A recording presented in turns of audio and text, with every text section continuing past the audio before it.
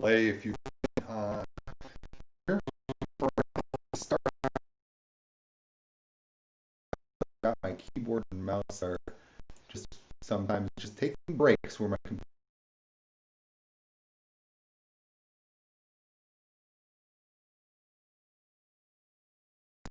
I noticed it chopped at the second I got started right there. I seem to be back in the green right now. But in any event, I got to look behind this cascade of events as you guys have experienced yourselves here. So, um, so yeah, my audio. I think that my audio delay issues are also associated with this thing that I think that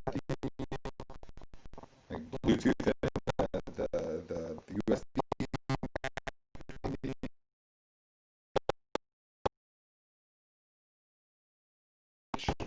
keyboard mouse delay, so I wish it would stop doing that. But there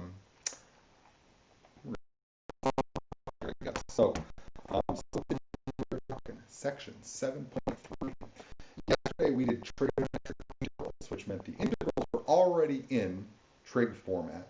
Today what we're going to look at is some integrals that are not already in trig format, but we're going to want to convert them to be into trig format. So we're going to make some special substitutions that are going to convert non-trigonometric integrals. Uh, and if you guys don't mind in there, let me know if the audio comes back so I know that I'm not talking to myself here. Cool. My computer just needs to take breaks like a person, which is annoying because that's the entire point of having a computer is to not have that be the case. But sometimes it's better and worse here. So again, yesterday all of our integrals were already trig integrals. It was the integral of trig functions.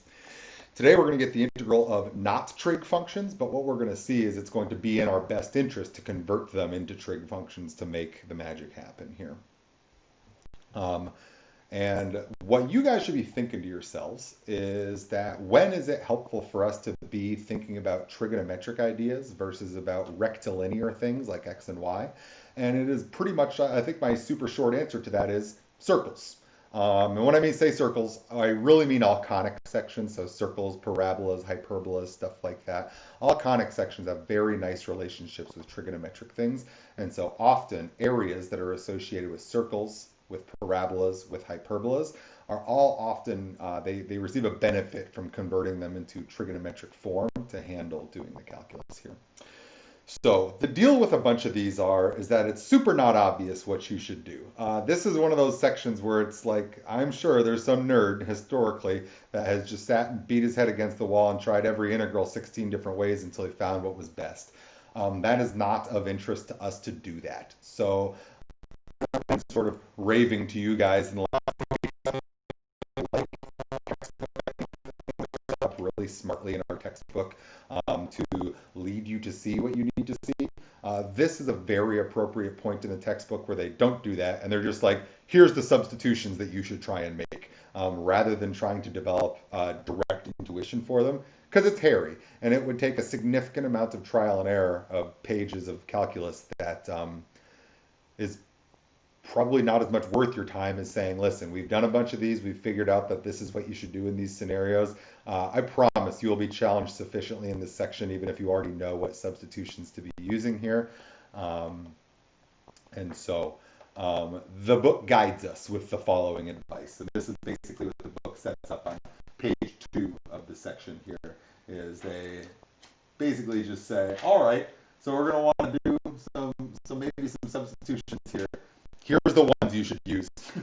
And so instead of like trying to be like, let's think about this one, they kind of just tell us. And I promise this is what's in our best interest here. So let's look and see, so why do we care about these, and then see some cases in action. One of my very first instincts when I looked at the examples in the book was to try to break these rules and to specifically not use the suggested substitution here to see if it was still going to work out for me. So that's the first thing we're going to do is last night I did it and I landed at a place where I didn't think everything was okay, and I was very upset, and I spent like 20 minutes trying to, well, okay, it wasn't quite 20 minutes, it felt like 20 minutes. I spent a long time trying to be like, why is this not working? Why do I need to pick that one substitution? So we'll see that here in a second. I want to talk a little bit more about why do we care about this though. And I'm going to say these problems get pretty hairy. My plan today is to do one problem two ways and then to do a second problem. And I'm just going to say at the beginning of the video right now, um, this is one of those topics where a lot of these problems are like this might be the like most writing that you're doing for a single problem. I don't want to make that claim now like all semester, but like these are hairy and are going to take some work. So what that kind of means to me is like I don't want to sit here and make a 3 hour video that all of you guys are going to be miserable going through. I know that my videos are already probably feel too long as it is. So what I want to say is this. I do have my plan for what I'm going to do today, and that is all I'm going to do like in this little shot right here. If you guys are still stumped on some of these, then definitely just email me and be like, can you make a video walking through example 6 or problem number 14 or my open math number, whatever, and I will just do that. I'm not trying to short you guys on this, but I think a bad move for me to do is to just start making 3 hour long videos and stuff. I don't think that's in anybody's best interest. So what I'm saying is I'm going to pick two, I think, very interesting problems here to do. One is example 1, but I'm going to do it 2 different ways. Another one is a book problem number 39. So again, if after this you guys are still stuck on some of these and want to see me work through more, I would be happy to make that. I just don't ever want to go much longer than my videos already are because I know it's already too long. So definitely ask me if you want kind of more from me on this stuff right there. And I think, and yeah, I'm glad that you picked that. Kind of in a sense, extracting only the absolute most critical things from primary videos, and I am happy to make more. But again, I know that super long videos are a burden for you guys even more than they are for me, and so I want to part things out a little bit more than that. So stay in contact with me if you want. I will do more. What we care about, we always start every question, and especially mathematicians now, the responsible thing to do at the beginning of every single math class that you ever do for the rest of your life is to say, who cares? Why do I need to learn this? It's the most annoying question I can ever be asked as a professor, only in the lower level classes. The upper level classes, learn anything unless you have a good reason laid in front of you why anybody cares about it. And it might not be a reason why anybody's ever thought about this stuff. You should care to focus on why instead of just what. Who cares? And generally not in your best interest in terms of X and Y. It's generally in your best things in terms of art.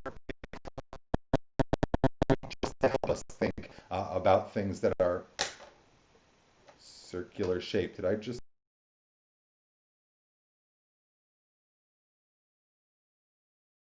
me here? Okay, so all I want to think about is this. Let me just set you up with a quick example. We're not even going to do the example.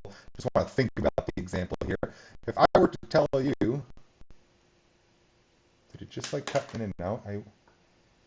What is the deal here?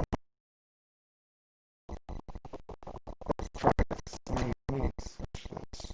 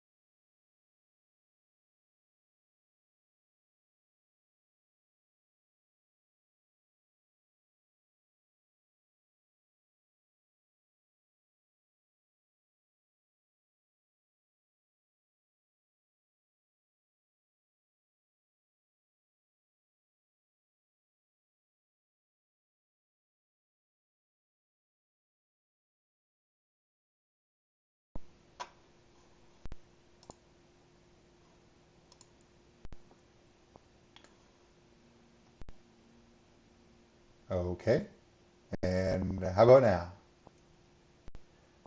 I also am suspicious that when the battery gets low on one of my earbuds, it starts doing a bad job.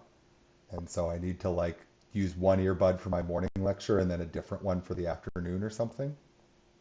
Is that true? Can we hear me now?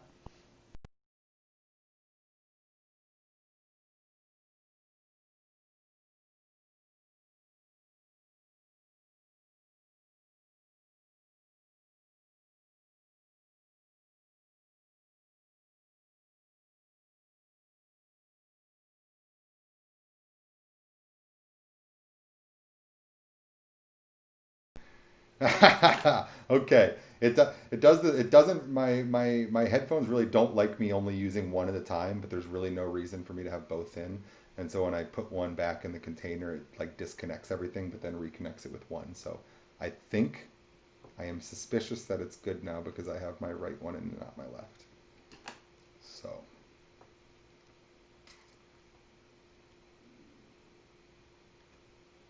so so I think I'm good here. Ooh, some delays here. Technology is not my friend today.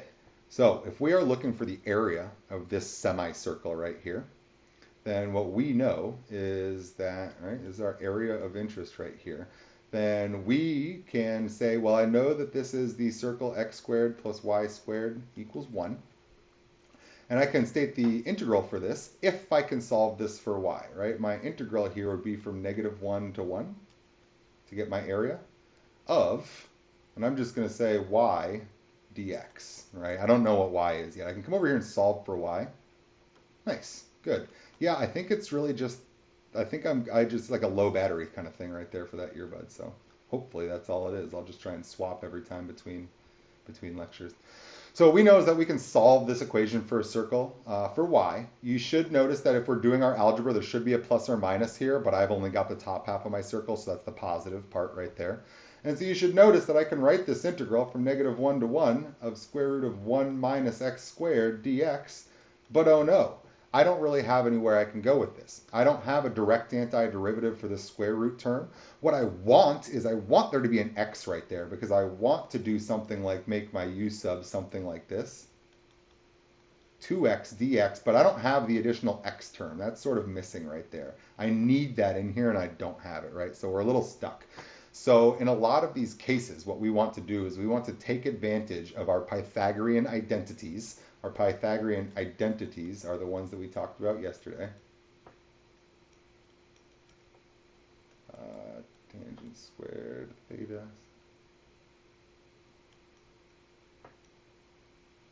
And then, really, those are actually the only two that are used here since that one applies to both those guys, right? But there's three Pythagorean identities, and we're going to take advantage of those by making some substitutions. So I'm not even going to work out this area of a circle one right here. I just want to show you our motivation.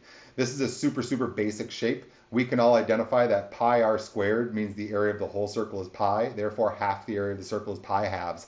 I know that the answer is pi halves. Our issue is we don't have any way to directly actually do this integration because I have a 1 minus x squared. I want to like u sub it, but if I try and do u sub, I need a 2x dx, and I don't have an extra factor of x to partner up with the dx outside of this here, so I'm a little bit stuck, right? And the fact of the matter is, thinking in circles in terms of x's and y's is just not a bad idea. That's literally what polar coordinates were invented for, is to think differently about this here, to get things into coordinates that make more sense for those types of shapes that we're describing.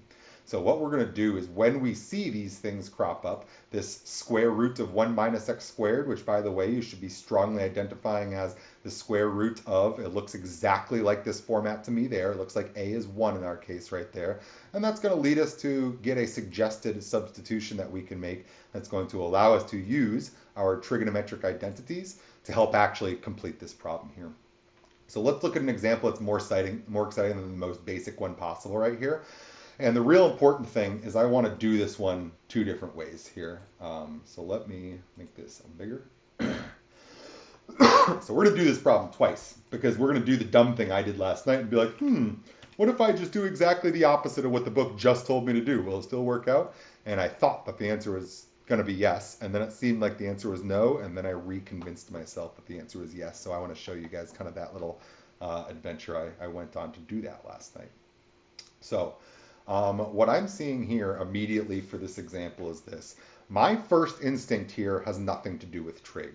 What I'm seeing here, my first instinct that I say to myself, because I'm a good vague looker and I'm not a good detailed looker at the first glance, is what I'm seeing to myself is I'm saying to myself, all right, I got to deal with some crap underneath the square root, and there's an x squared underneath the square root. So it seems to me like I could maybe do something like a u equals 9 minus x squared, and du equals negative 2x dx. And I'm thinking to myself, good, because I've got x squared parts for u, and I've got x parts for du, but we run into the same issue that we've seen, I think just yesterday we talked about this again.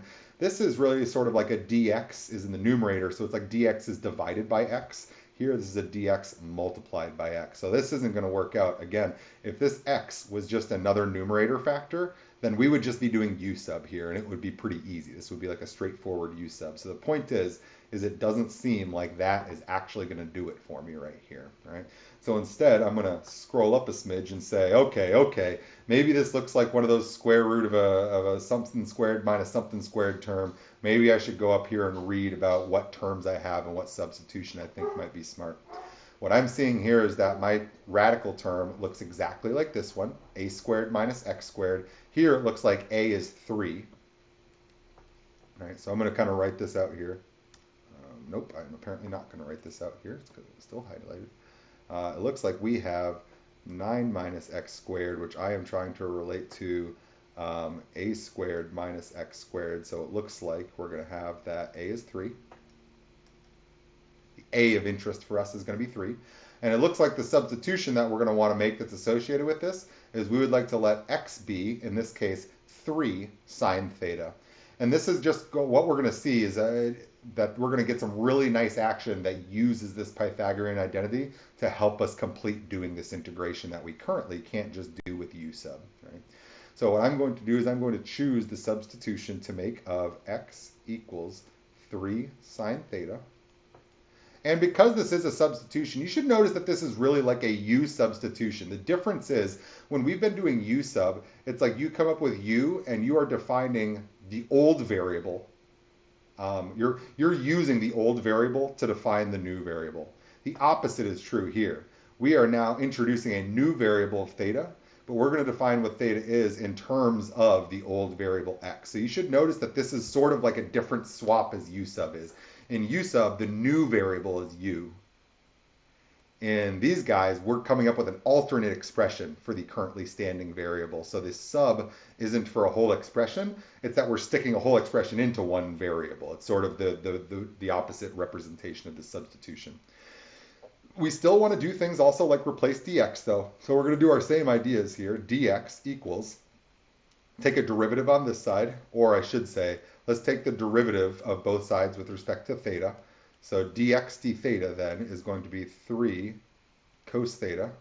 And then we do our not technically legit algebra move, but that still gets us to the places that we want to be. And we wrap up our substitution statement by saying 3 cos theta d theta. All right. So this now is our substitution right here, right? That's the substitution that I would like to make into this problem. As of right now, I have no reason for you guys to expect to see anything nice happen right here, right? Unless you've hopefully done your reading for the book right here. So let's go ahead and see what happens if we plop in these two substitutions right here. So we're working with the square root of 9 minus x squared over x dx. We've just decided that we are going to replace each of the x's with 3 sine theta. Yeah, I'm going to need like pages.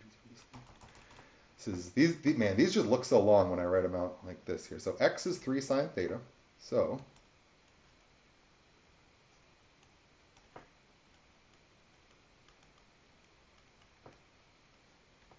all divided by 3 sine theta.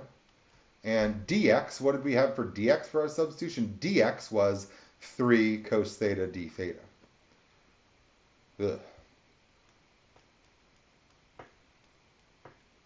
So that does not look nicer. That's a fact. But let's play with it a little bit. Let's see what happens here. So first things first, what's going on inside of that radical? Well, it looks like this is really 9 minus 9 sine squared theta over And by the way, I'm kind of noticing right away, maybe we can do this, like 3 and 3 cancel right there. And I've got just a sine theta in the denominator, and I've got a cos theta up here in the numerator, d theta, or yeah, in the numerator, d theta. And the nice thing I'm seeing is that there's a constant multiple of 9 that's common to both the terms underneath here. So I'm going to factor out that constant multiple of 9. I thought I had a... Right? Oh my gosh, that's what I thought. I was like, I don't feel like I recognize these terms right here. Sorry, I miswrote this problem here. It's just x squared. Okay, now this thing is actually going to line up appropriately right here. Fortunately, that had nothing to do with the substitution. The choice of substitution is always going to be exclusively determined by what's going on with a square root term within your integrand. So the fact that was an x squared in the denominator has no impact on the substitution that I'm doing. So now let me come back here and okay, let me do it this way. Now I feel like I should not have done this cancellation down here because that was supposed to be 3. This is supposed to be a x squared. And down here we're going to get, so ignore my cancellations, but we'll sort of do that in a minute right there. So it looks like what I have remaining is there are 2 3's on bottom. There's 1 3 on top. So I still have one of the 3's remaining on the bottom. The sine term was also squared. That 3 was canceled with one of those 3's, and the cosine survives. Up top, I'm now thinking, let's factor out that constant multiple of 9 inside the radical to be a 3 outside the radical, right? This is like a square root of 9 times 1 minus sine squared theta. And the square root of 9 is just going to be 3, right? So now I'm really writing this as 1 minus sine squared theta divided by 3 sine squared theta cos theta d theta. Still not looking great, but looking better. And again, I'm hoping that you guys recognize a component of this right here. 1 minus sine squared theta. That's exactly our Pythagorean identity representation of just cosine squared theta. Also notice 3 and 3 cancel.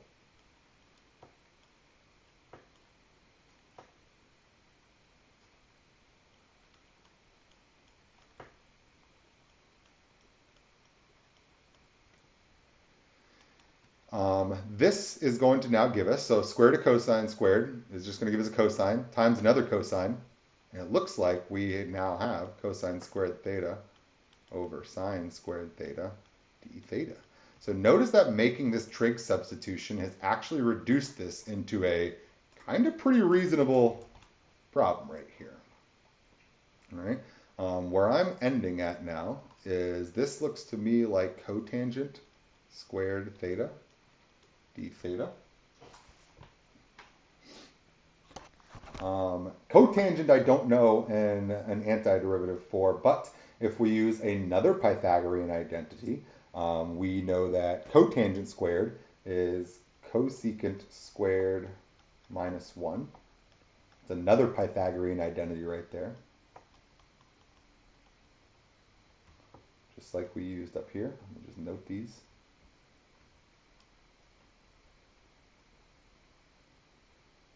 We use a Pythagorean identity to go from 1 minus sine squared to cosine squared. We use a Pythagorean identity to go from cotangent squared to cosecant squared minus 1. And it turns out we have an antiderivative for cosecant squared. Antiderivative for cosecant squared is negative cotangent. Antiderivative of 1 is just theta. So it looks like we've actually come up with an answer here, plus c. My only beef is that we started this problem in x, and now we're in terms of theta, and I don't like that. So I'm going to scroll back up real quick here and see, how do I just convert back into x and we're done? It looks like based on this substitution I've made here, I can then say x over 3 is sine theta. And so it looks like theta is sine inverse of x over 3. So theta is sine inverse of x over 3.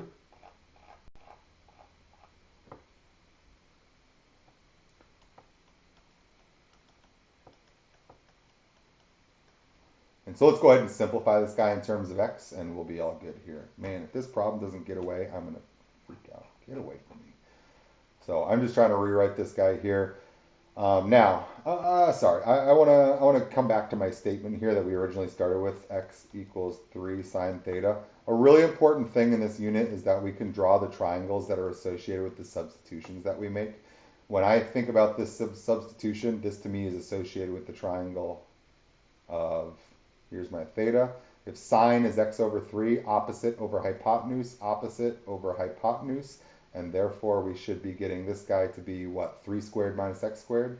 So 9 minus x squared, I think, goes down there. So notice, we are interested in the cotangent.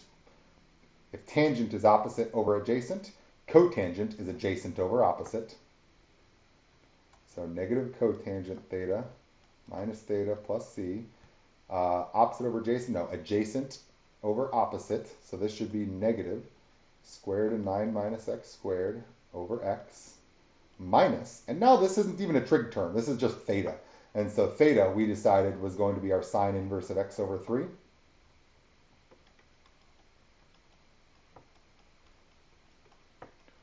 And wow, not the hottest looking answer I've ever written down for anything in my life, but I guess we made it. We're back in terms of x right here. And it's certainly the case.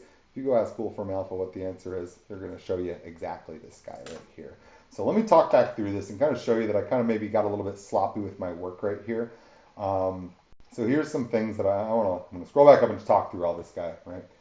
So the first thing that I did is I saw when I got here, and even with the, I tried to do this u sub. This u sub was actually even based on the wrong idea anyway. But again, the point was x squared's inside, x squared's outside. I didn't have a way to do a direct u sub. Since I saw something about a sum or difference of squared terms under a radical, that was my big indicator to me that one of these 3 substitutions was in my best interest.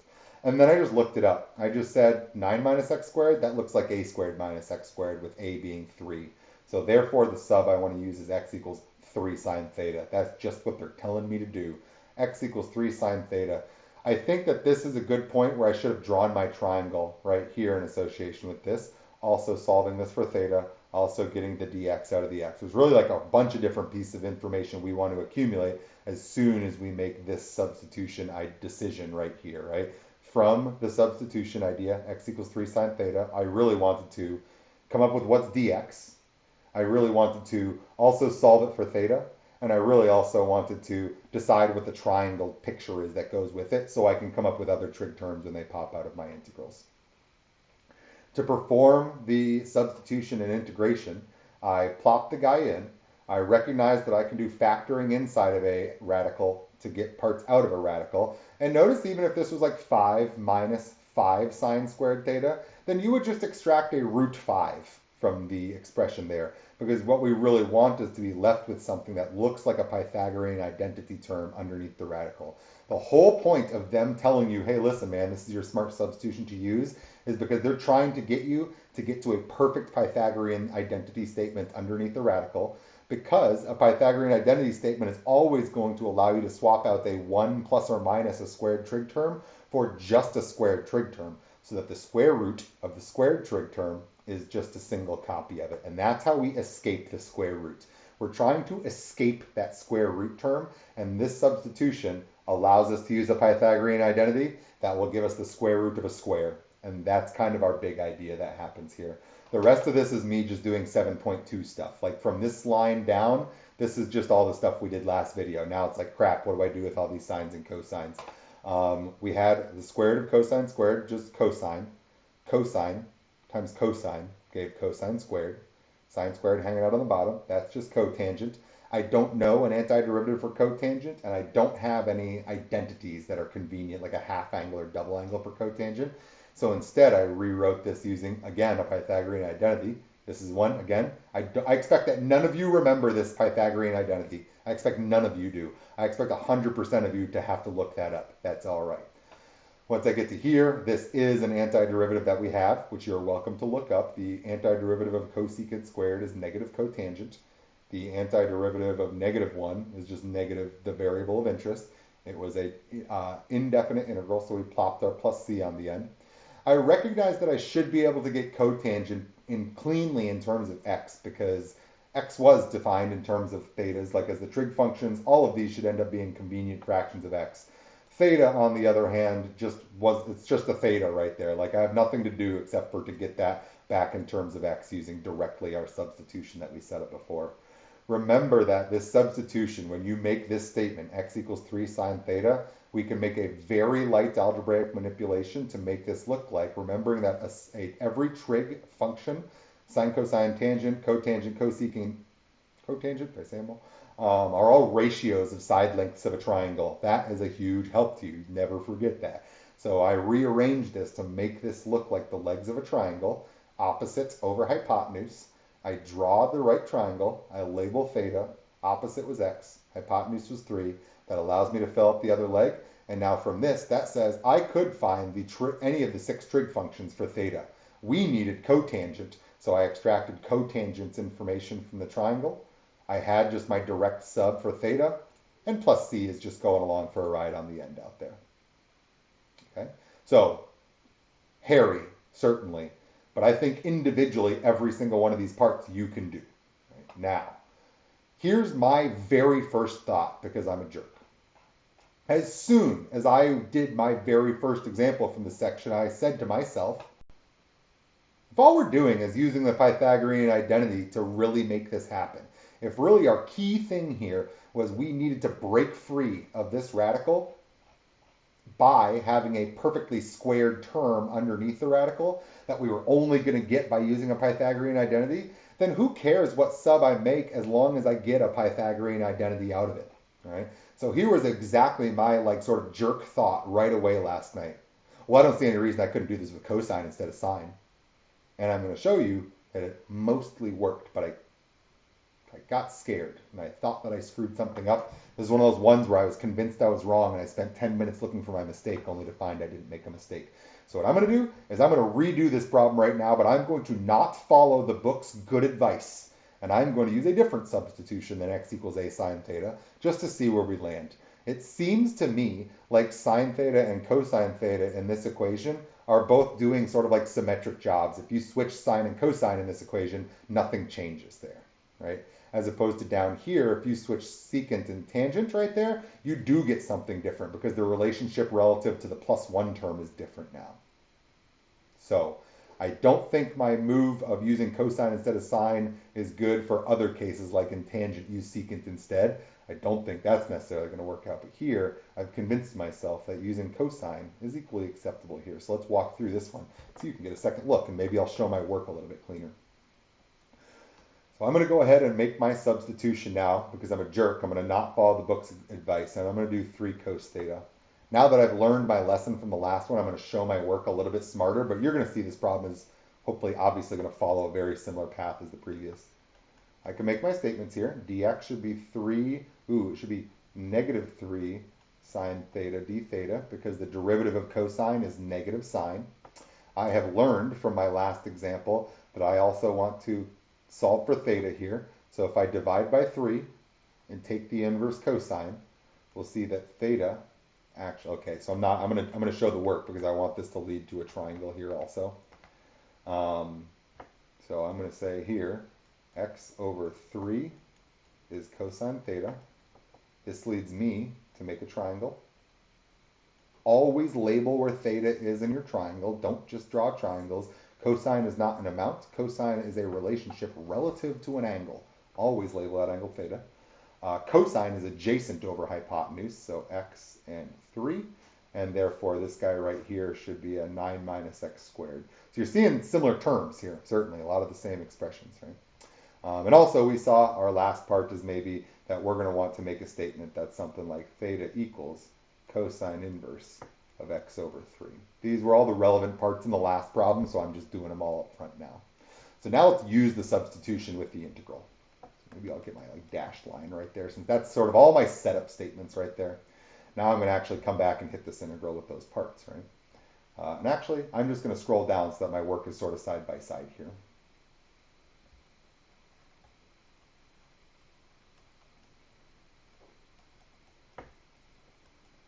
The substitution that we're making here is x equals 3 cos theta. And so that's going to look like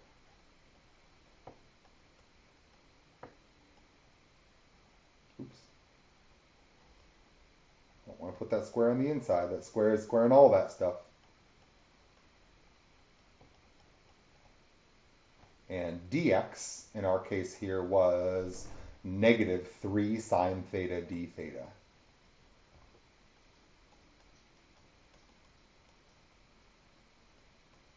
All right. So, one, I think I'm going to take this negative and just suck it out front right here. We'll deal with that negative as like our last thing to do here. So I'm thinking this should be negative. I'm seeing some similar things. 9 minus 9 cosine squared.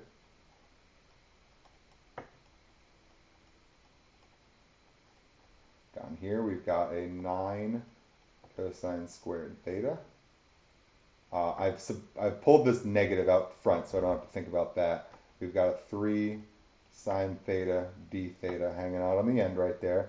I learned my lesson last time. I thought about pulling this 3 out front also, but the lesson I saw last time suggested to me that that's going to participate in some cancellation in here as well, which is why I didn't pull my 3 yet.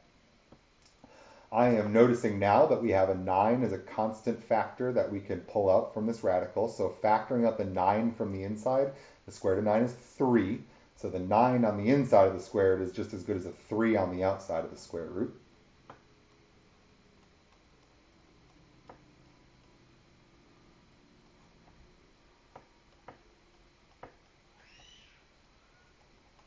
And again, this doesn't look awesome, but I have faith already that this is going to clean up nicely based on what we saw last time. So 2 things I'm seeing here right away. 1, we again get to take advantage of the Pythagorean identity. 1 minus cosine squared is just going to be sine squared, just like 1 minus sine squared was cosine squared. 2, I see that 3 times 3 is 9, and we're dividing by 9. So in fact, 3, 9, and 3 all cancel. This is going to give us now the square root of sine squared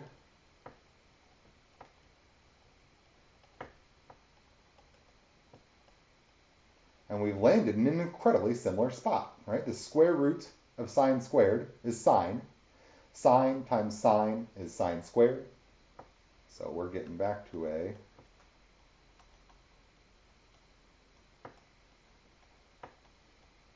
all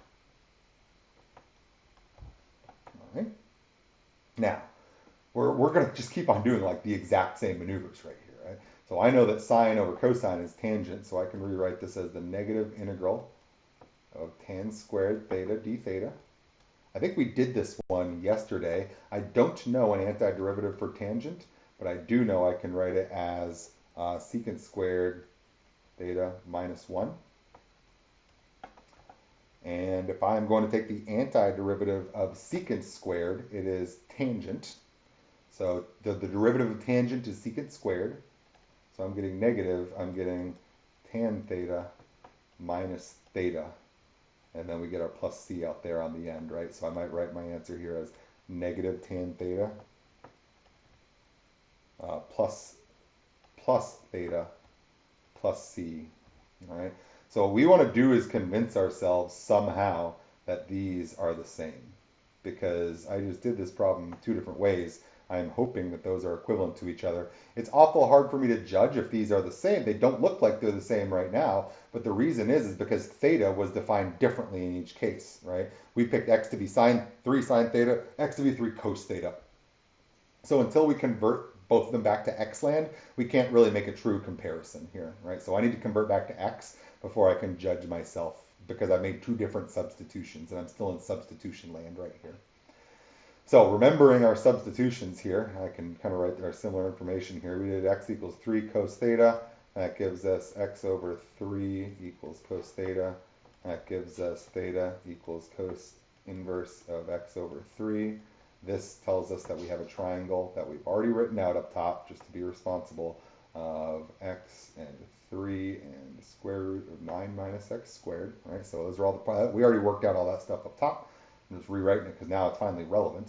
The reason the triangle is so good for me is because I don't want to play games with sticking cosine inverse of x over 3 into tangent and evaluating. And if I were going to do that, all I'd end up doing is drawing this picture anyway.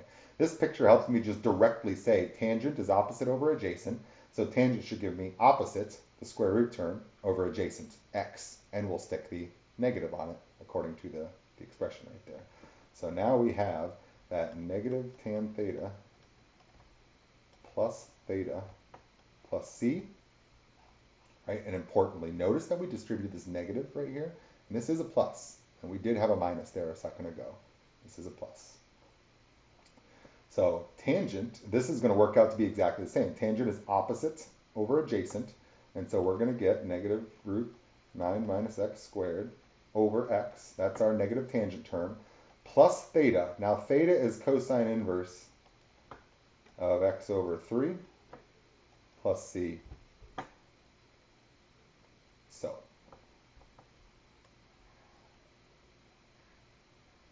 this made me very unhappy last night, because what's obvious is that this term matches this term. We have a constant on both sides, but that this term is definitely not necessarily the same thing as that term right there. And that made me unhappy. And so what I did is I went back and I feverishly looked through my work, and I'm trying to find where I made a mistake, dropped a negative. This whole thing where we ended up with that there was like an additional negative out front here kind of made me be like, did I screw something up over there, right? This seems weird to me, right? So what I did is I went and let's graph both of these.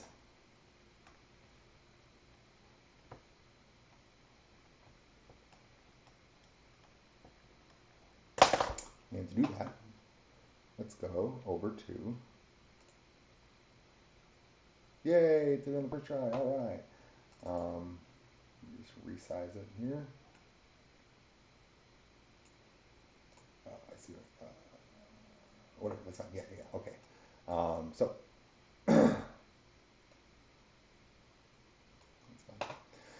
So what I should have done right away is just said to myself, well, why am I getting two different answers, right? What I'm trying to compare for myself right now is I'm trying to convince myself somehow that like this is the same as this, but I don't think that they are, right? Like inverse sines are not just the negatives of inverse cosines. Like that seems like too nice of a relationship right there. Are those really equal to each other? So I went and I graphed them, right? And so let's look and see what these graphs look like right here. So here's the way I'm going to graph this so that you can watch the excitement happen. Here is cosine inverse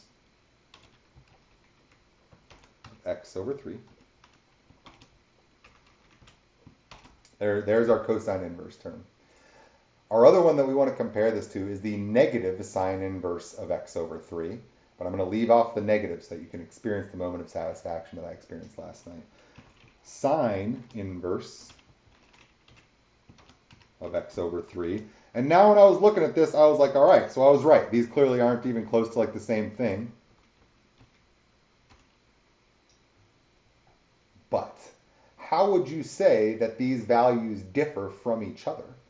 I would say that one is a vertical shift of the other. I know that vertical shifts are associated with an additive constant. Notice that if we shift, and here's what I'm going to do. I'm going to put this here as a plus c right there, and we add a slider for c. You should notice that we should just be able to shift this thing up by pi halves right there. That's like it's got decimals in terms of 0.1s right there. That's our 1.57 whatever, pi divided by 2 right there. So what you should notice is that cosine inverse of x over 3 and negative sine inverse of x over 3 are not equal to each other. But they do only differ by a constant additive term on the end. And so what I would say to you is, I maybe just shouldn't have listed my constants of integration this way. Maybe if I was being responsible, I would have called this one C1 and this one C2. And I do think I can make the statement that says negative sine inverse of x over 3 plus C1 is equal to cosine inverse of x over 3 plus, sorry, that should be a 2 right there, plus C2, because I have now learned from my graph that negative sine inverse of x plus 3 is, if you shift it up by 3, it's really the same thing. So these do just differ. Let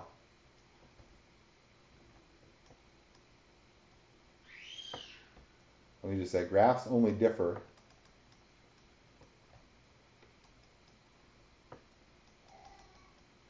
vertical shift. And that difference in vertical shift is handled by our constants of integration.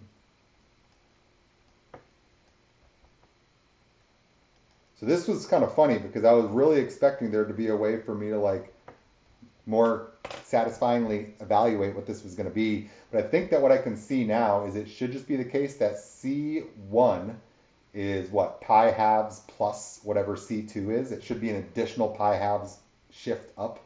So if I were to give you initial conditions for this, you would get two different values for C1 and C2. And C1 would be pi halves more than what you'd find C2 to be, and that's relative to that. Or I think I said that backwards. I think you'd find C2 to be pi halves more than what C1 is, and that is accounting for that just vertical shift difference in the two terms that differ right here, right? So this was my kind of exciting, like, I got stuck, and then I figured out why I was stuck, and I agreed with that right there. So since these two solutions are only different by a vertical shift of each other, we know that's completely acceptable in integral land because that plus c accounts for any vertical shifts that we might want to make. The curves were the same. They were just had height differences based on having two different constants of integration right there. So there we go. That's me kind of beating example one to death right there. I did it the way that the book did it, but my instinct said to me, let's do this some other way and see if we can get it to work out. I got a different looking answer that even Wolfram Alpha wouldn't tell me that this was an acceptable alternate form for the answer here. But by going to Desmos, I did convince myself that these two answers are equivalent to each other since they differ by only a vertical shift and they do have unidentified additive constants on the end. That vertical shift will just be handled by those additive constants to make it so that we can agree that those are the same right there. So that was cool. I appreciated that did work both ways right there for me. And that I kind of like got a little stuck and then got over it. I had some satisfaction in that one right there. So here's example one. We're an hour in. Told you guys I wasn't going to do 3 problems today. Well, I did sort of 2 problems already. So let's do our slightly even meatier one now. So this one's sort of we'll see with this one. This problem's got more parts to it, but all of them are equally as manageable as the previous parts. We're going to see math that looks very, very similar to like these steps right here. Make your substitution, extract some things out of the square root, use your Pythagorean identities to evaluate what's in the square root, then perform the integration using integral techniques that we came up with in yesterday's video. So same broad strokes here. So our other one that we want to look at here today is let's look at problem number 39 from the textbook, which is going to ask us to find the area of the crescent-shaped area called a lune. It's lune, you should be thinking lunar. This is the shape that the moon makes, right? When it is being, the light only hits the moon. It's been kind of partially shadowed by the earth right there. So these are like the crescent of a moon. That geometric shape is called a lune. So this is saying find the area of a lune. And there's like, we're giving you no numbers here. This is like super generic.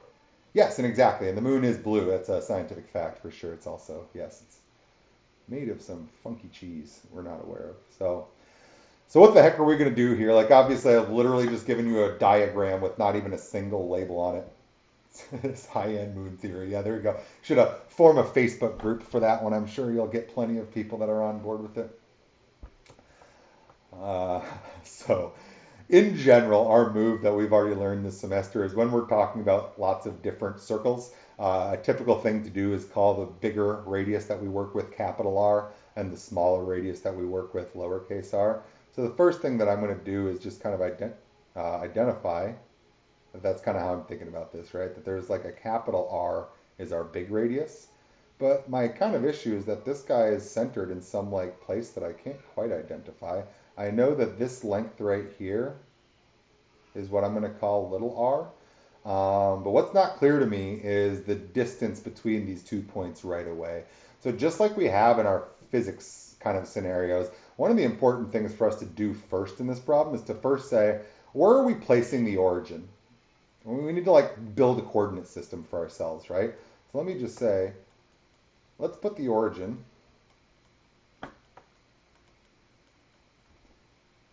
at the center of the big circle.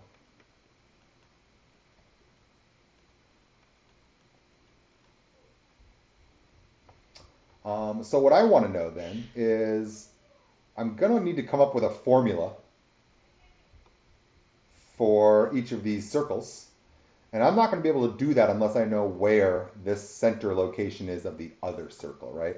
So I'm going to call this little height right here h. And we kind of need to, one of our first missions here needs to be to figure out what is that height h right there so that I can come up with the formula of my little circle, right? So my big circle, I can see the formula right away. It's centered at the origin, so I don't have anything weird. X squared plus y squared equals r squared. That's my easy big circle formula. I need to know where the center of the smaller circle is so that I can state its formula. I can't state the formula for this guy. It's a vertical shift. I need to know by how much. So here's our little maneuver for this one right here. You should notice that we can make a nice right triangle right here, since that is a capital R. So let me extract that right triangle from our diagram right here. This is a small radius, goes from the center to their point of intersection. A large radius goes from the center of the big circle to the point of intersection. And the height of interest is the distance between the two centers right there. So I can make the statement r squared plus h squared equals capital R squared. And I could solve for h as square root of r squared minus r squared right there. Right. So just doing a little trig right there. So here's the somewhat unfortunate first thing that we're getting right here, our little circle. And actually, I'm gonna very vaguely rename this. No, I'm not. Okay. The reason I was just thinking about renaming this is our typical format for the formula of a circle looks like this.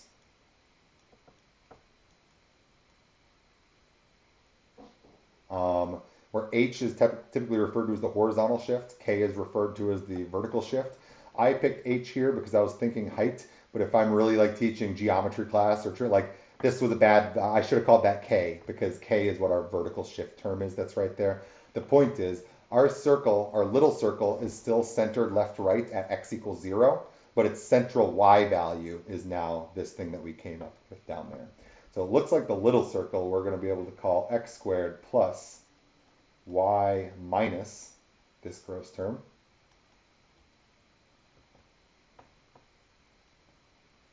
And that's associated with our little radius right there. Right? So, and actually what I can tell you is that even though that part looks disgusting right there, this little expression that we came up with, that's actually going to work out super nice and clean for us. Because notice that there's no variables in there. There's no x stuff and there's no y stuff. So when we go to integrate, this is just a big old gross constant. So that's actually really easy to integrate right there. Like this square root of r squared minus r squared term, nothing's going to change with it the whole time. We'll never expand it. We'll never deal with that term right there. Where that'll be our easiest to manage term right there. So it looks a little gross, but we're okay. So here's my issue with this stuff. I mean, I'm coming up with equations. I think that these equations are right relative to the situation that we've established so far, but like I'm trying to get some area here. Like I need to do some integration. Like what integral do we really need to do? So here's the thing I'm thinking. Other way I could say that this is going here is this goes out to r also in that direction right there. And one of the things that I'm thinking is that the way that I have this set up, this image is certainly symmetric left-right. So one thing that tells me is that rather than integrate from negative r to r as my x values, I could just do from 0 to r as my x values and double it. So hopefully you all agree that the left half is equal to the right half, and therefore I can just do the integral from 0 across 1/2 and then double that to get my total area. Right? So here's the way I'm going to phrase this. Our total area is going to be, what we want to do is I'm picturing my Riemann stick right here, right? This is just the difference of area between two curves, right? So it looks like we've got our upper curve is the small circle, and it looks like our lower curve is the big circle. So what I'm thinking to myself is there should be some integral where we're doing the y value of the small circle, so I'll indicate that with little r, minus the y value of the big circle, capital R, but we're going to slide this Riemann stick across some x values here, right? That Riemann stick slides horizontally across x values, so I know that's the x. And what are the bounds of integration here?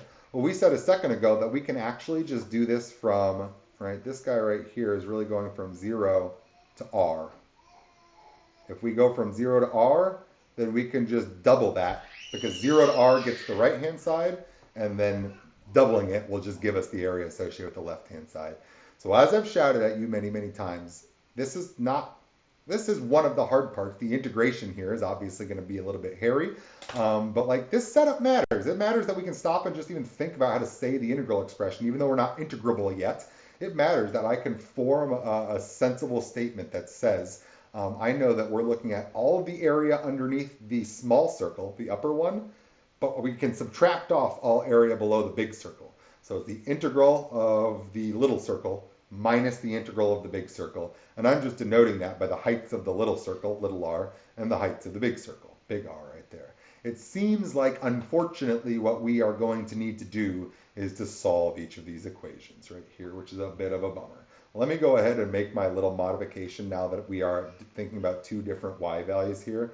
I'm going to call this y sub capital R, and I'm going to call that y sub little r. They're the two different y values of interest. We're measuring our heights differently with two different equations, right? So those will be the way that I define those things. So let's do some maybe slightly disappointing work here and solve each of these equations. So one of my equations, x squared plus y sub r squared equals r squared. I want to solve for y sub r. This one's pretty easy.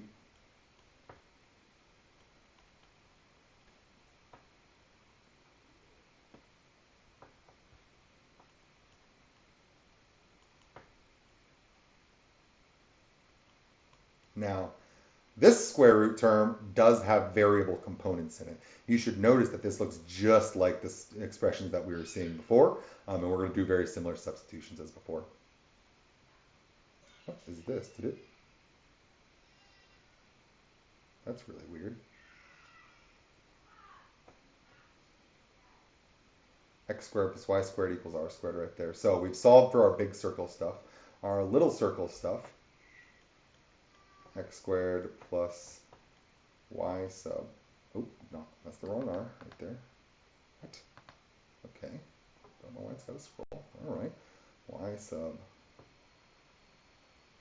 little r minus square root r squared minus r squared squared equals little r squared. And we're trying to solve this for y sub r so we can do some integration. So I'm going to subtract over x squared.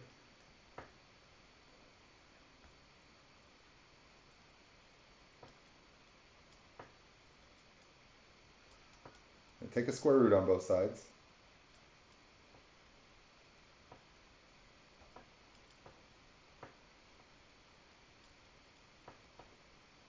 And I'm going to go ahead and add the other radical term over.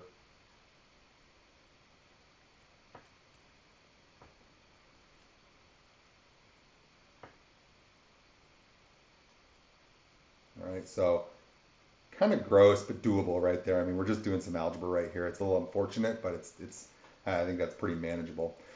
So the point is that we defined our coordinate system. We defined equations that are associated with the coordinate system that we built.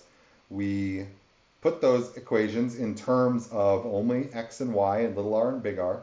We came up with a generic integral that we think is going to give us the area, but we needed to get parts for it. We needed to solve stuff for y.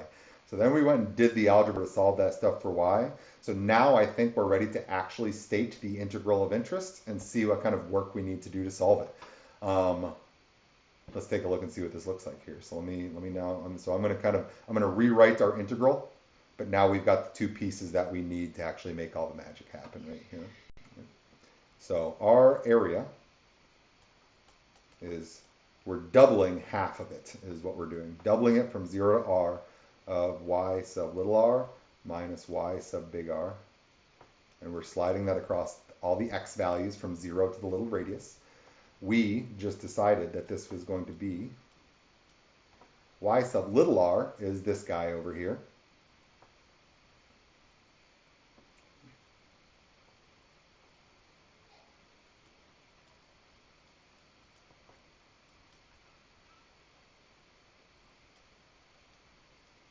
Minus the y equation for capital R.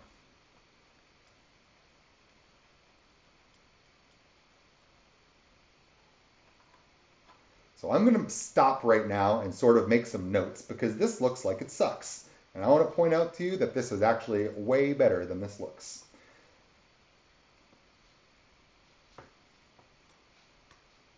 So here's the thing that I'm seeing. I'm going to call this A, B, and C.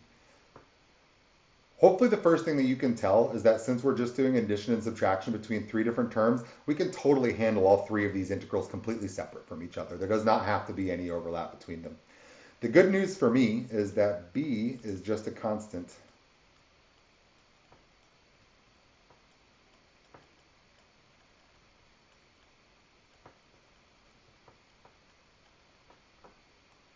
The other good news for me is if you notice A and C, these are literally the exact same object. We're just using a different constant inside right here. So whatever answer we get for this one should be identical to the answer that we get for this one. We're just going to plop in a little r versus a big R right there, right? So recognize that A and C are exactly the same structure as each other. They just have a different name of one parameter. So we can just do the work once for both A and C, and then plop a little r into one of them and plop a big R into the other one, right? So we really only have one tough integral to do here out of three total integrals. One of them is automatic because that r squared minus r squared is just a constant. That's like the integral of 5 dx should be 5x. That's all that's going to happen there. A and C are identically structured, so we're just going to do the work once and use our answer for both of the integrals, all right?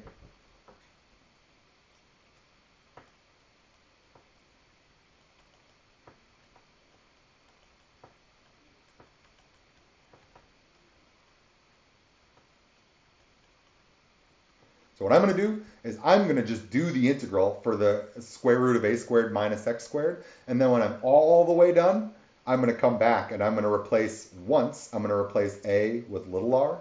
And then I'm going to once replace a with big R, and we'll have all of our parts, right? This is the whole point of algebra. That's just a placeholder, and we can sub back in our results later, all right? So we're in good organizational shape right here, I think. Let me get to the next page here. So, okay. This is a long form problem, but I think all these parts are both interesting and doable right here. So I think this is like an excellent problem. It's got all the stuff in it that we care to be able to do. So let's break this down into really what A, B, and C are.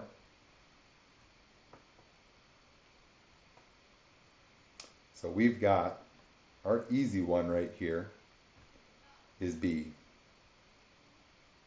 Let me do this instead. Let me say we've got that B is our easy one, and then we'll state A and C as our hard ones right there.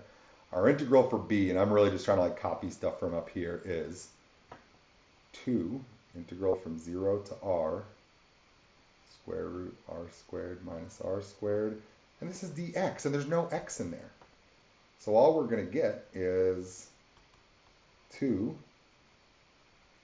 root r squared minus r squared x, evaluated from x equals 0 to x equals r. Obviously, when x is 0, the whole thing is 0. So for our b term, we're already done with one of our three terms.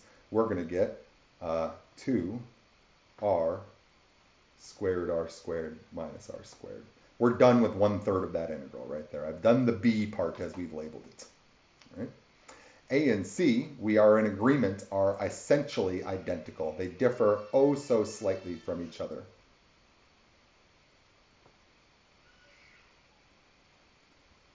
So A was the one that we called r squared minus x squared with a little r. C is the one that we called r squared minus x squared with a big R. And what we're going to do right now is not directly do either of them. We're just going to say in general, we should write this as what we need to be able to do is we need to be able to do the integral from 0 to r of a squared minus x squared dx. Then at the end, we'll let a be little r, and we'll let a be big R so that we actually have our answers. All right, so we're just going to do the job once since these are essentially identical. So the bottom line is that to answer this problem, all we have to be able to do is just this one integral. That was a gimme. The setup was not trivial, certainly. That was not directly obvious to even get to this kind of state. Even getting to here, that was hard, right? Now we just have one kind of sticky integral to do, and we'll be cruising and on our way here. The only issue is we want to be really generic with our A terms right there. And you betcha I'm referencing my notes from this. This was a bit of a hairy one to set up right here. So what we're going to do is we're going to follow the advice from the book that we've set up before. We're actually going to be making the exact same substitution here. We literally have a squared. This is literally the exact thing that we have because I'm calling it a. So we are literally going to use x equals a sine theta right here.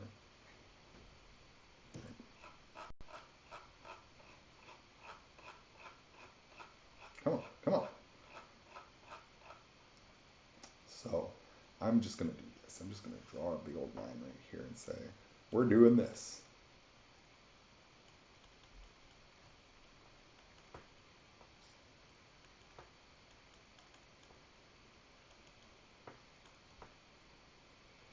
If x is a sine theta, then dx is a cos theta d theta. We also know then that we will have theta equals what? Sine inverse of x over a. And I also know that I've got a nice triangle that will come back to reference here that says, maybe you want to think of this as like x over a equals sine theta is what gets me my triangle here. Sine is opposite over hypotenuse, so opposite hypotenuse. That makes this guy our a squared minus x squared there. All right. So these are all like the pieces that I'm going to need. Right. That's sort of my like side work to show for each one of these guys here. So let's see if we can piece our way through what we want to do here. Also, don't let me forget to double this at the end. We need, not only do we need to do this once for the capital R and once for the lowercase r, but we actually really want 2 times all these things right here. And I'm just going to, I think I left that 2 off when I did this here. Now I'm at risk of like setting myself up for notes that don't quite match. Actually, that might agree with why I was off. Okay, all right, anyway. So what are we doing here? Well, I'm going to make my substitution. So I'm seeing here that we are looking at, for our substitution, a squared minus a sine theta squared. There, so I've substituted x is a sine theta. I just made that sub. Dx is a cos theta d theta.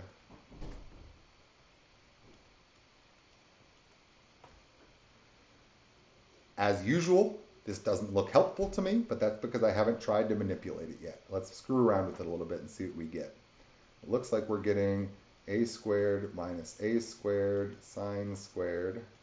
Oh, what a surprise. It looks like we've got a constant multiple of a squared inside, which is just as good as an a outside. So let's go ahead and do that.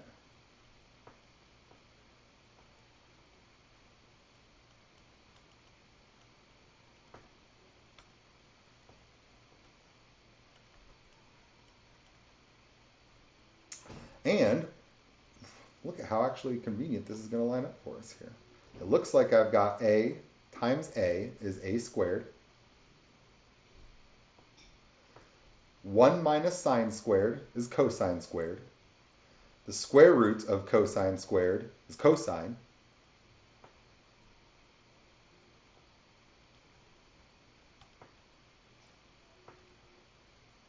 It looks like we really just have to do 0 to r, a squared cos squared d theta. And a is just a constant multiple even. So literally, all we've got to do is integrate cosine squared, and when we can handle this beast. Assuming I'll maybe need a 3rd page. Let's get it. All right, so in applying my trig substitution here, I followed the book's advice and let x be a sine theta. All this other stuff is just parts we need, but we don't need them quite yet. I did need that dx is a, the derivative sine is cosine, theta goes to d theta. X became a sine theta. Dx became a cos theta d theta as per my substitution. a squared was a constant multiple, so a squared under the radical is just as good as, because it's under, the square root of a squared is just a, so we popped out the single a. We were left with the remaining terms of 1 minus sine squared. 1 minus sine squared is cosine squared, so the square root of cosine squared is just cosine. A times a was a squared. This is our cosine from the square root. This is our surviving cosine from the right, d theta. So this is all we've got, and a is just our constant multiple that we've got sitting right here. Now, I've done a bad thing right here, which is that I have just been writing 0 to r this whole time, but we switched over to d theta.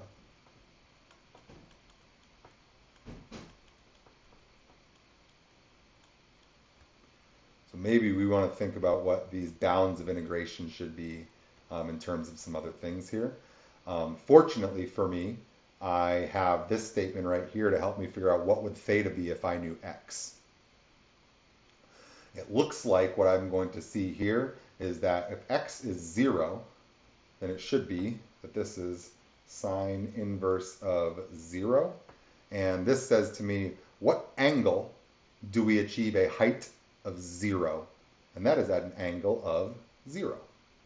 The other one is going to say to me sine inverse of what? I don't know, if x is r, then we get r over a. I don't have anything nicer to say about that, so I'm going to go ahead and call that b for right now. It's a pretty typical move when you have like a gross term, that b is just like one of your bounds of integration that you're like, listen, I'm going to come back and deal with that b in a bit right there. So here's just, and again, I know there's so many variables now. We've got x's, y's, little r, big R, a, theta, and b, that all of which we have created and defined.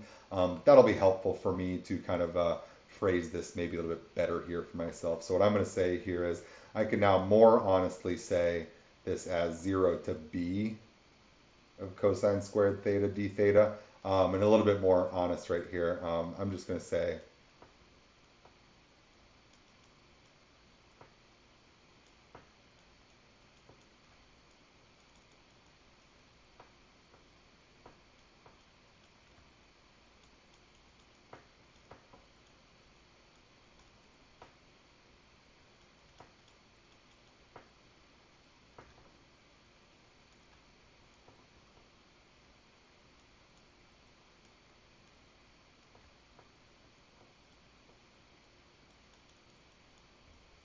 so. My comment here is saying, on all this work over here, it was slightly irresponsible of me to be stating 0 to r because those were x values, but we had a d theta integral. So this was probably poor form on my part, poor notation. But I did come back here and fix this now. I stopped and decided that x equals 0 is the same thing as theta being equal to 0. I decided that x equals r is the same thing as theta being this kind of gross expression right here. I'm just going to, rather than have to literally write sine inverse of r over a bunch of times, I'm just going to call it b, and at the very, very, very end, we'll remember that b was sine inverse of r over theta.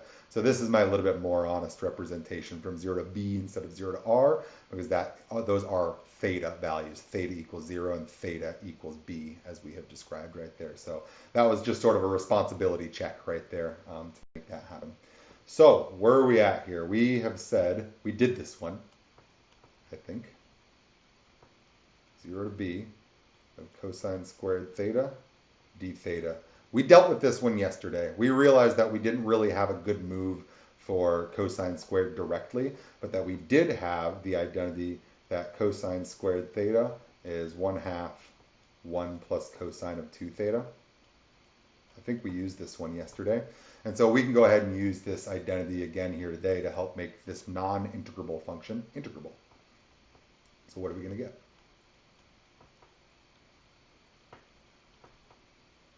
And I'm immediately going to do this, a squared over 2. So there's the 1/2 has been dealt with because it's now a squared over 2. And then the integrand should be 1 plus cos 2 theta d theta. This is relatively easy for me to integrate here.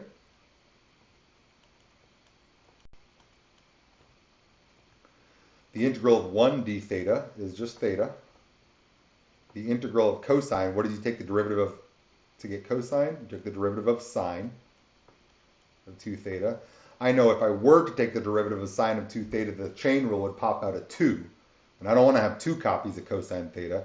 So I better only keep 1/2 of those copies. And we need to evaluate this from theta equals 0 to theta equals b. So what I want to suggest to you is I'm going to very first, I always get excited when I see a 0 down here. I always think to myself, does that zero out everything? It doesn't always, but I always want to check and see if it does.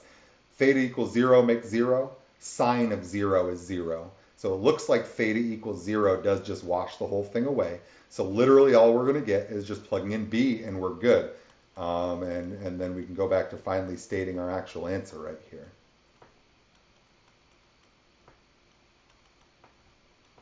Now, here's where things are going to get gross. I need to be smart here. I want to remember what b really is. B is this nasty thing, sine inverse of little r over a.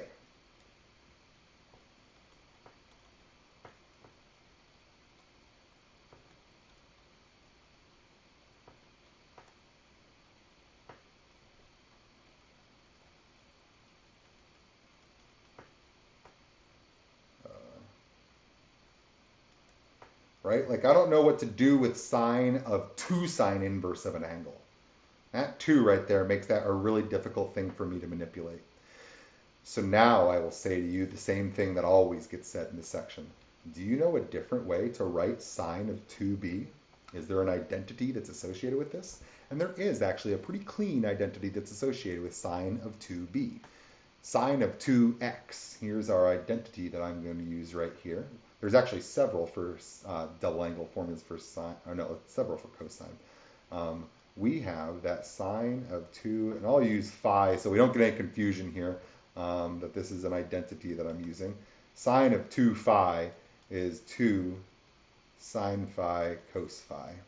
And the reason that this one is good is because now we don't have any double parts in here anymore. We do have 2 trig functions to deal with, but like neither of them are a double angle anymore. So we can undo the doubliness of this by going to 2 sine phi cos phi, or whatever our parameter is there. So trucking along.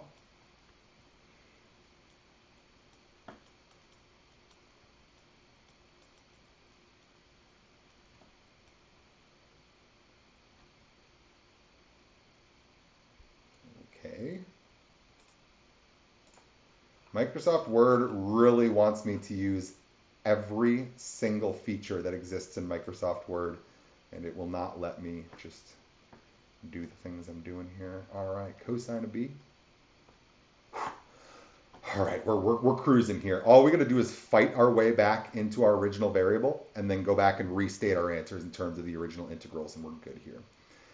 So what are some of the pieces that I've got here? Well, I'm just going to keep on. I don't know what I want to do with that yet, which is why I keep on leaving it alone. I want to decide. So notice here that this 1/2 and this 2 are going to cancel nicely. And we just get sine b cos b right here.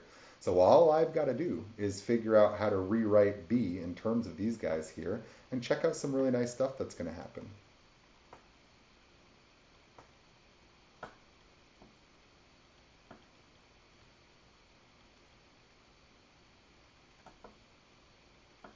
So one of these isn't nice, right? The first term is just going to be what it's going to be.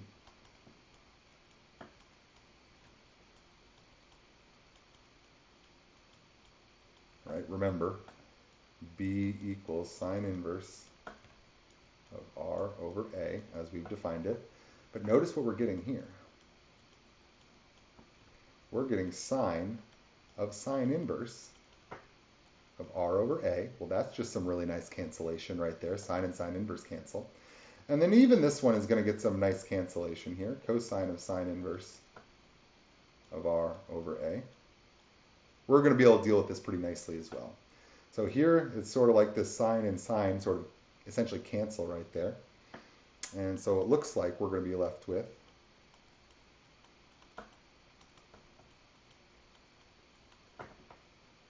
looks like I've got just one a remains, a times r. Is that right? A squared divided by a is a. R is still in the numerator, 2 is still in the denominator right there. Terms I'm looking at right there.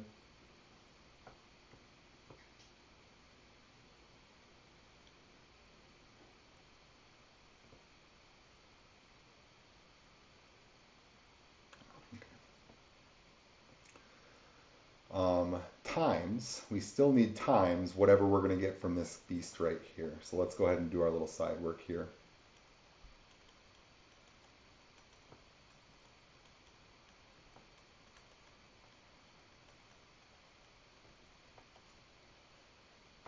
Sine is opposite over hypotenuse. So this is the square root of a squared minus r squared. And so the cosine of this angle, cosine is adjacent over hypotenuse. Wait a minute.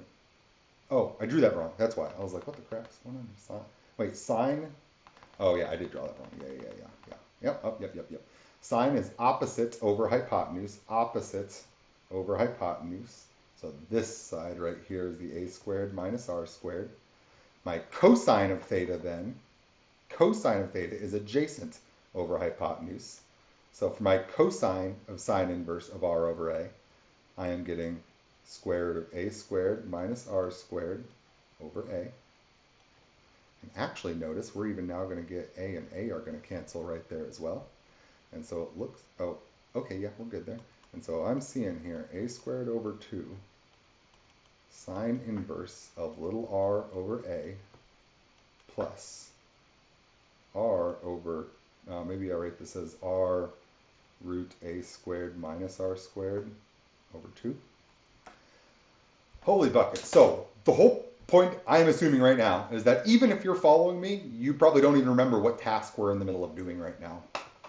So what we want to do is stop and collect ourselves here. I have computed finally this integral and gotten it all back into its original terms of the a's and the r's that we began with here. Let's scroll back up and talk about where do we even begin with this guy. It took me a whole page to just do this integral, right? 2 pages just to do this integral, right? We are trying to find this area. I broke down this integral into 3 component parts.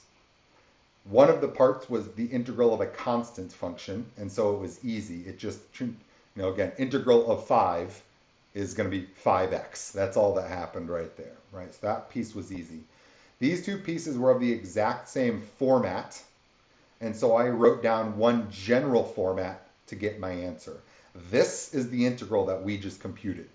What we now need to do is replace a with little r, multiply the whole answer by 2.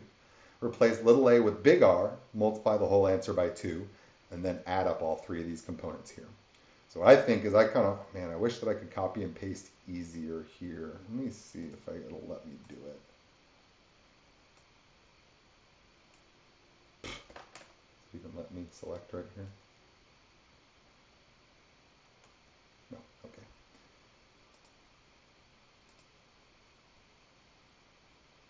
That's too bad. That's okay. So let me kind of read. What about this? Can I? Oh, no, don't do that. So let me grab each of my pieces again that we got here. We had said that our integral a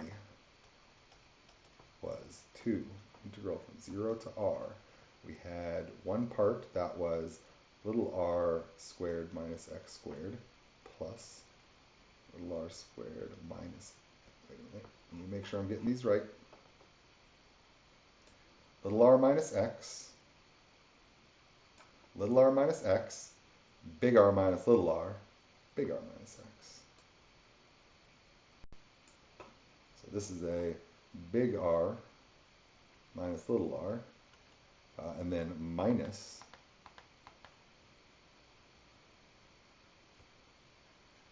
big R squared minus x squared dx. Right? Oh gosh, Microsoft Word. Are we ever going to be friends? I don't need highlighted places. I don't need to be highlighted. I need to be able to write again. That's the key. Now I gotta go find text so that I can click on the text so that I'm allowed to write again. Okay, apparently allowed to write again.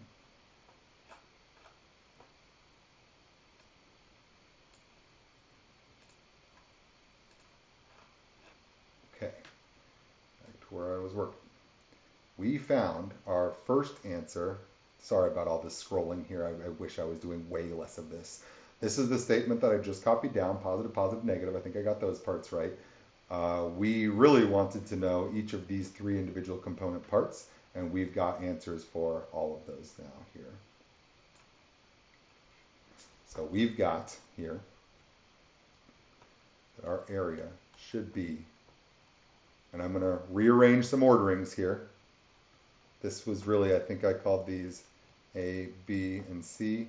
I'm going to do some different orderings here. There's our B1 first right here. And we determined this one. Oh, sorry, let me just write them all out.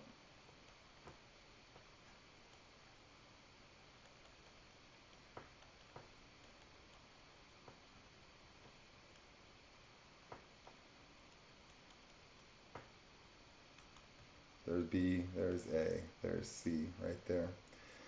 So what do we got? Well, for our total area, we did this thing completely already, and we got 2r squared minus r squared. That was our answer for that one.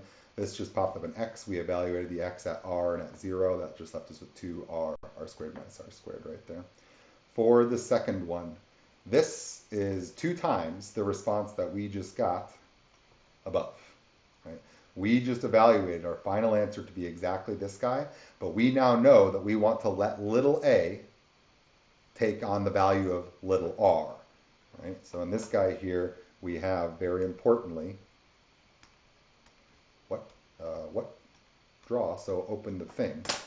Oh my gosh, Microsoft Word, eventually you have to do, hang on, now it's frozen.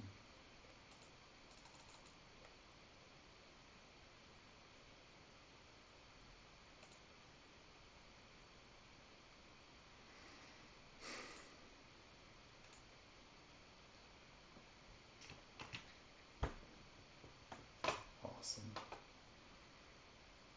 I'm going to try and wrap this up as quickly as I can here, but this is the technology I have to work with this semester, unfortunately.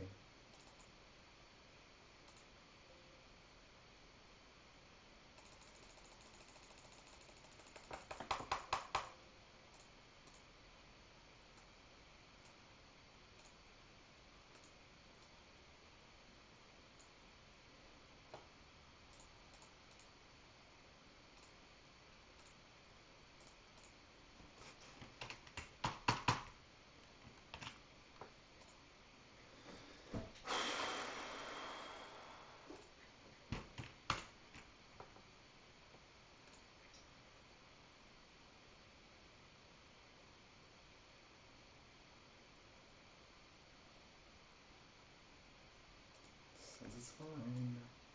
It's not fine. You're not fine. You're not doing the thing. Then do something.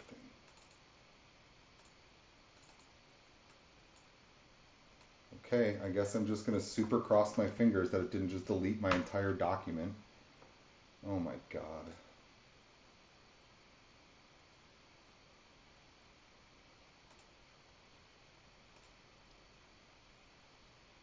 Please don't delete everything. Save. Please tell me that you're saving this. Ah, good. It's still just frozen up on the screen. Ah, good.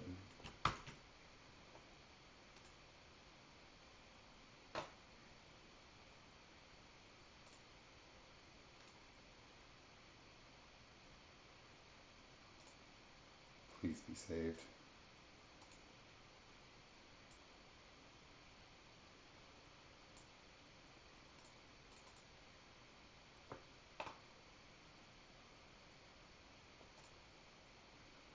You better be auto-recovered.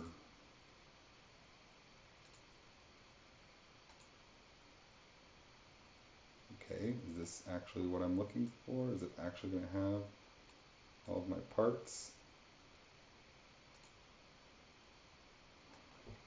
Come on, computer, you have to be able to finish this. It's not optional.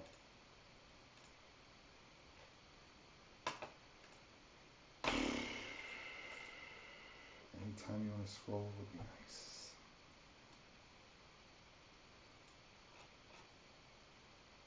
Let's see if we lost a bunch of this or not.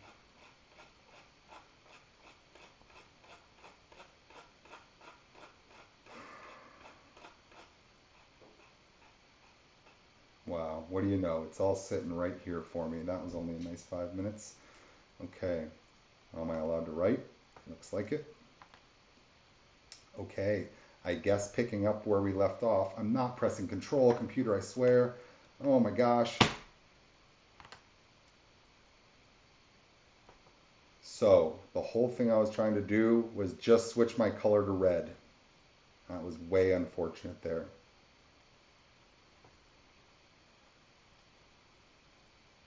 The whole point is we just did all of this work to get this answer in terms of a general parameter A.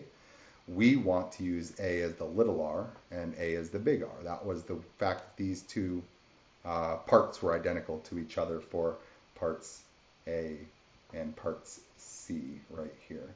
So we had plus 2 times the integral from 0 to r of square root r squared minus x squared dx minus 2 times the integral from 0 to r of r squared minus x squared dx with the big R. We came up with our answers here. I see it did ditch a bunch of my answers here. This was our 2r, r squared minus r. For these guys, we are now reusing this old answer right here. This is the exact expression we're looking to put in for both of these outputs here, doubled. And by the way, notice it's nice that it's doubled because these are both halved terms right here. The only difference is A was a generic parameter that was holding little r and big R for us, so we want to sub those guys in here. So I'm getting 2 times, this is where we went bad there, a squared over 2 sine inverse of r over a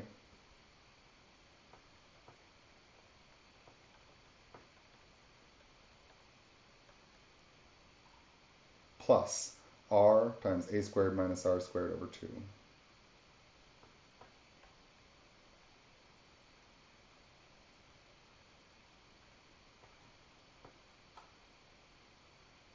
Okay, and we're getting the same thing for both these parts. We're just going to use a different value for a.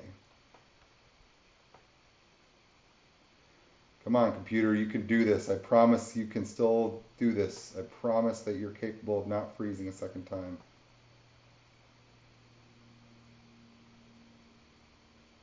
So, in this guy, we are now applying these substitutions for these a values respectively here. So we're going to get 2r r squared minus r squared plus.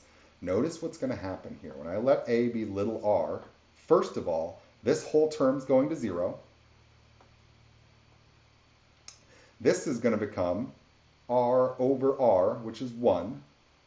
So it looks like I'm really just getting a squared sine inverse of 1 is all that survives of this whole chunk right here. That whole thing went to 0. 2 divided by 2 is 1. A squared sine inverse of r over r over r is 1. Sine inverse, we're asking at what angle are you at if you have a height of 1? And that is an angle of pi halves. So we're going to get a squared pi over 2 for this whole component. 2r square root of r squared minus r squared for this component. And we're going to get, not so much stuff's just going to go away in this third piece right here. When we slot in that capital R, we're going to retain most of our pieces here. Plus, it looks like 2 times 2 is going to cancel.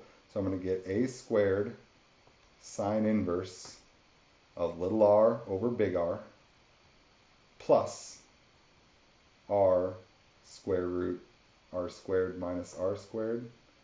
Oh, and that's it, because it was divided by 2, but I multiplied that 2 through. So the only other thing I would say here is notice that this term right here is the same as this term right here. And that's going to allow me to finally write a generic formula for the area of any lune. All you got to know is know the 2 radii, and that's all you need to know. It looks like we've got 3 r squared minus r squared plus a squared pi over 2 plus a squared sine inverse of little r over big R. Okay, some technological issues right there, but we managed to do it. So I just love this problem because this problem has so much trig in it. Oh, Chase, thank you very much for that. That's a good thing to know for future things. I am certain that this type of thing will happen again. My computer's just exhausted from today, so yeah. So a little bit hairy here. So it's really, really good for these types of things for you to kind of go back and summarize for yourself exactly what we just saw here. Because we kept on having to do like side work, come back and figure out where that side work belonged. Go do some more side work. Go back and reincorporate the side work. Lots of layers to these parts right here. I just think this is a very good all-encompassing problem right here. So as we can see, hour and 53 minutes right here. That was really only me doing one problem twice and a second problem once. So again, I am happy to do other things. If you guys would like me to prompt me with a question and say, can you work through this one and show me a video? I can absolutely do that, share it with everybody. And honestly, I prefer to do those things and not like I want to be able to share this with everybody rather than just like do it for one person on Zoom kind of thing. And so I would be certainly happy to look into some of those other ones. I'm going to go ahead and wrap this up since this has gone. This is way longer than I ever intend to do our videos generally in the future. But these are just some long form problems here. So I hope that you appreciate the intricacies of this one right here as I did. I'm going to go ahead and wrap this up here. I'm going to get some homework posted for you guys now. It's my sort of last task to make this week's stuff happen. I'm going to get on grading some of these other things that I've fallen behind on doing right here. I think we're still looking to do one more week of stuff, week 6 next week, and then I think we'll start week 7 by taking a test over the things that we've seen so far, integration techniques and applications of integration, finding volumes, doing some of our physics problems, stuff like that. So we still have one more week of regular content, and let's look to take a test at the beginning of week 7. I'll certainly get more information out about that as we get closer to it. So thanks for sticking with me, guys. Thanks for you guys helping me fix my audio problems and sitting with me through my other technological problems. And I will wrap this up here and see you guys in the email, in the My Open Math messages, in the Zoom office hours, in the Discord, all the good things. This is hard. You should be getting help. So make sure that you do that. Have a good one, everybody.